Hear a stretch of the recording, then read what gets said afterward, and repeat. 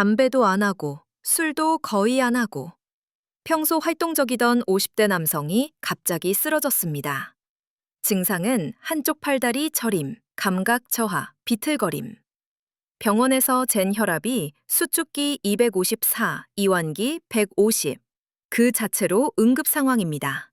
뇌검사에서는 뇌혈관이 갑자기 수축하는 소견이 보였고 뇌 깊숙한 부위인 시상에 손상이 확인됐습니다.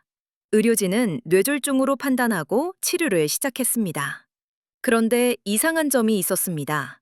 흡연, 음주, 약물 남용 이력도 없고 특별한 지병도 없었습니다. 그런데도 혈압이 잘 안 내려갔습니다. 결정적인 단서는 아주 평범한 일상 습관에서 나왔습니다. 그 남성이 매일 마시던 것, 고카페인 에너지 음료였습니다. 하루 평균 8캔, 캔당 카페인 160mg 수준. 하루 총량이 대략 1200mg 이상이었습니다. 의료진이 에너지 음료를 끊게 하자 혈압은 수주 안에 정상 범위로 안정됐고 복용하던 약도 3주 만에 중단할 수 있었습니다. 이후 수개월 추적에서도 고혈압이 재발하지 않았고 장기 추적에서도 추가 뇌졸중이 없었습니다. 다만 처음 뇌졸중으로 인한 감각 이상 같은 후유증은 남을 수 있습니다. 에너지 음료는 음료처럼 보이지만 몸에서는 자극제로 작동할 수 있습니다. 오늘 영상은 에너지 음료가 왜 위험해질 수 있는지, 어떤 사람이 특히 조심해야 하는지 정리합니다. 카페인은 총량이 핵심입니다. 미국 식품의약당국은 대부분의 성인에게 하루 400mg 정도를 무난한 상한으로 제시합니다. 유럽 식품안전기구도 비슷합니다. 건강한 성인에서 하루 400mg까지는 안전 우려가 크지 않다고 봅니다. 또 한 번에 200mg 이내를 하나의 기준으로 제시합니다. 하지만 여기서 중요한 포인트가 있습니다. 사람마다 반응이 다르다는 것. 같은 양이어도 두근거림, 불안, 수면장애, 혈압 상승이 더 쉽게 오는 사람이 있습니다. 에너지 음료는 왜 더 위험해지기 쉬울까요? 첫째, 카페인 함량이 높고 제품마다 차이가 큽니다. 둘째, 한 캔 더가 쉬운 구조입니다. 피곤할 때, 운전할 때, 야근할 때, 운동 전에 연달아 마시기 쉽습니다. 셋째, 카페인 말고도 복합 성분이 함께 들어갑니다. 타우린, 과라나 같은 추가 자극 성분, 당분. 이 조합이 몸을 더 흔들 수 있습니다. 오늘부터 나벨을 이렇게 보세요. 첫째, 캔당 카페인이 몇 밀리그램인지. 둘째, 하루에 내가 몇 캔, 몇 잔을 마시는지. 셋째, 커피, 차, 초콜릿, 탄산까지 합쳐서 하루 총량이 어느 정도인지. 하루 400mg을 기준으로 잡으면 에너지 음료, 2캔만으로도 거의 근접하거나 넘어갈 수 있습니다. 그리고 커피가 추가되면 금방 초과합니다. 오늘 영상의 결론은 에너지 음료는 절대 마시면 안 된다가 아닙니다. 하지만 최소한 내가 어느 선을 넘고 있는지는 숫자로 확인해야 합니다. 그럼 에너지 음료가 어떻게 혈압과 뇌혈관에 문제를 만들 수 있을까요? 핵심은 교감신경 자극입니다. 몸을 깨어있게 만들고 심장을 더 빨리 뛰게 하고 혈관을 수축시키는 방향으로 작동합니다. 그 결과로 나타날 수 있는 게 혈압 급상승, 두근거림, 두통, 어지럼, 불안, 수면장애입니다.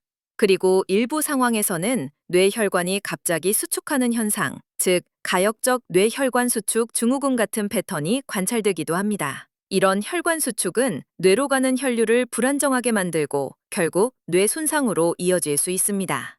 또 하나, 에너지 음료는 심장 전기 신호에도 영향을 줄 수 있다는 보고가 있습니다. 짧은 시간에 많은 양을 마시면 심장의 전기적 활동이 흔들리고 혈압이 올라갈 수 있다는 연구들이 나와 있습니다. 여기서 중요한 문장 하나. 나는 술도 담배도 안 하니까 괜찮다. 이 생각이 제일 위험합니다. 오늘 소개한 사례처럼 생활 습관이 건강해 보여도 특정 자극제가 반복적으로 들어오면 몸은 다른 방향으로 무너질 수 있습니다. 특히 이런 조합은 위험도를 올릴 수 있습니다.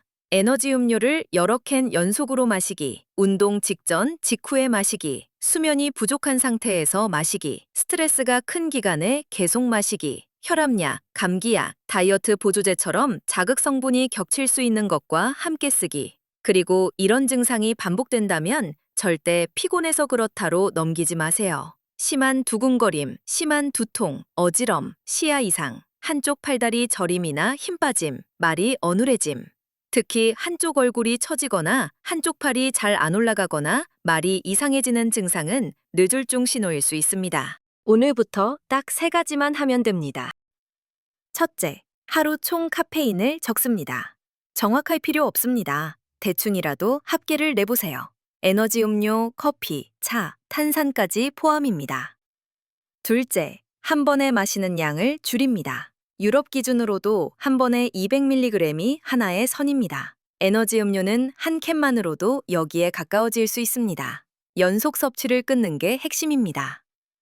셋째, 내 몸의 경고 신호를 기준으로 잡습니다. 두근거림, 두통, 어지럼, 불면, 가슴 답답함. 이게 반복되면 그 제품은 나한테 맞지 않는 겁니다. 끊거나 줄여야 합니다.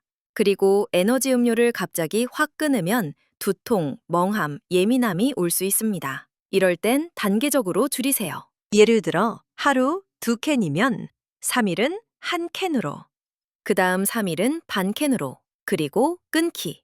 대신 물을 들리고 수면 시간을 조금이라도 확보하고 아침 햇빛을 10분만이라도 받으면 몸이 더 빨리 안정됩니다.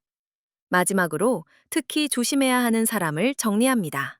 혈압이 있는 사람, 심장질환이 있는 사람, 부정맥이 있었던 사람, 뇌졸중 가족력이 있는 사람, 불안장애나 불면이 심한 사람, 그리고 카페인에 민감한 사람. 결론입니다. 에너지 음료는 가볍게 마실 음료가 아니라 내 몸을 강하게 흔들 수 있는 자극제입니다. 오늘부터는 라벨을 보고 총량을 계산하고 내 증상을 기준으로 조절하세요. 그리고 두근거림, 두통, 어지럼, 특히 한쪽 팔다리 저림이나 힘 빠짐, 말이 이상해지는 증상이 있으면 지체하지 말고 바로 응급 대응입니다.